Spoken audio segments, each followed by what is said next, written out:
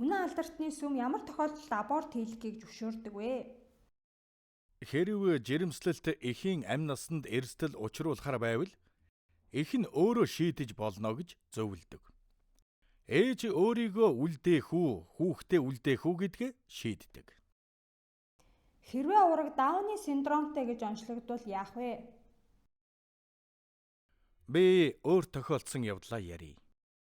Миний эхнэр 3 дахь удаага жирэмслээд эход харуулхад Дауны синдромтой гэж онцлогдсон. Гэвч эхнэр ив эрүүл хүүхэд төрүүлсэн.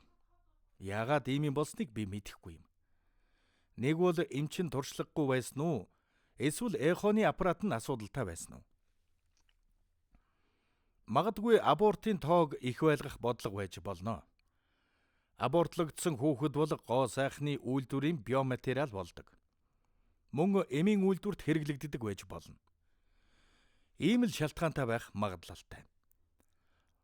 Ургийн гажиг гэж онцлогдсон тохиолдлуудын 90-99% нь ив эрүүл хүүхэд байх магадлалтай байгаа.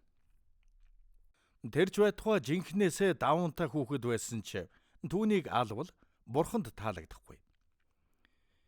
Ийм хүүхдүүд төрөх эрхтэй. Дараа нь сүм давчирч усан баталгаа хийлгэх хэрэгтэй. Түүний хэр удаан амьдрах хэрэгтэйг бурхан өөрөө мэднэ.